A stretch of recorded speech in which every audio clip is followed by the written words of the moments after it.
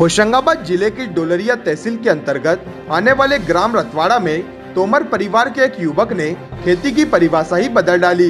युवक भूपेंद्र तोमर एक बैंक में जॉब करते थे। लॉकडाउन ने उनका मन ऐसे परिवर्तित किया कि वे लाखों की नौकरी छोड़ किसानी में उतर आए।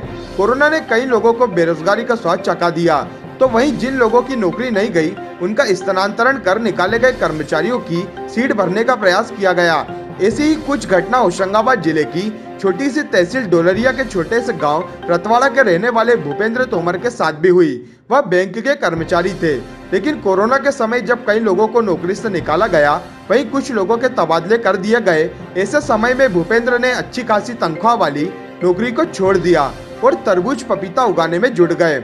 आज हालत यह है कि वह अपनी सैलरी से 4 गुना ज्यादा पैसा कमा रहे हैं। वैसे तो पपीता ज्यादातर व्यक्ति अपने घर के बगीचे के एक कोने में लगाए रहता है, लेकिन भूपेंद्र अपने एक खेत में कई तरह के पपीते, सीताफल सहित तरबूज की खेती कर रहे हैं। उनके खेत में पैदा होने वाले तरबूज पपीते की बाजार में काफी डिमांड है।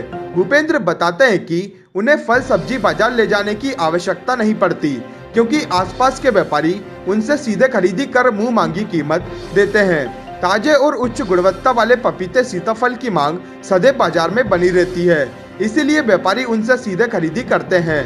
अभी वह पूर्णतः जैविक तरीके से पैदावार नहीं ले रहे हैं, पर धीरे धीरे जैविक पर जा रहे हैं। इसलिए भी उनके पपीता, तरबूज, सीताफल का स्वाद अन्य फलों से ज्यादा है। अब शुरू की नींबू की खेती। तरबूज पपीते की सफल खेती करने के बाद अब भूपेंद्र नींबू के पेड़ तैयार कर रहे हैं। उनका कहना है कि वह बेहतर और जैविक तरीके से नींबू की खेती करेंगे। साथ ही नींबू पैदा करने के बाद उनके फलों को बाजार में सीधे बेचा जाएगा।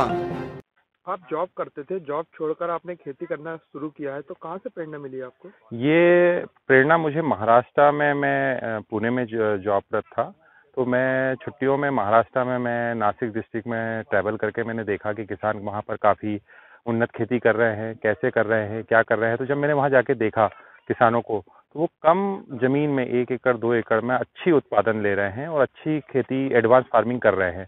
तो हाँ, वहाँ से मुझे ये सब चीज़ें करने का ख्याल आया और फिर मैं यहाँ के ये सब चीज़ें मैंने स्टार्ट की है। यहाँ मैं ये फिर इंटरक्रॉपिंग हुई और एडवांस फार्मिंग में मैं यहाँ शुरुआत की मैंने।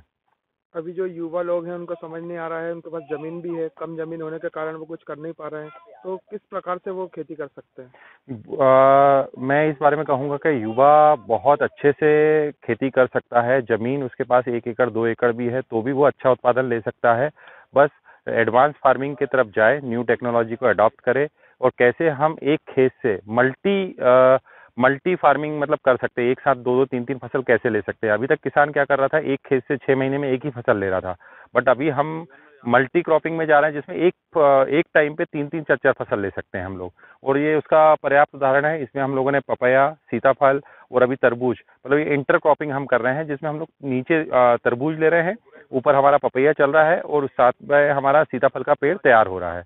तो ये इस तरह से हम लोग खेती का पर्याप्त एडवांटेज ले पा रहे हैं आज के टाइम पे हम। क्या नाम है आपका? मेरा नाम महेंद्र सिंह तोमर है। किस प्रकार की खेती कर रहे हैं? हम अभी मल्टीपर्पज़ खेती कर रहे हैं। ये अभी हमने लगाया है पपीता, सीताफल और अभी इसमें हम तीसरी फसल तरबूज की ले रहे हैं।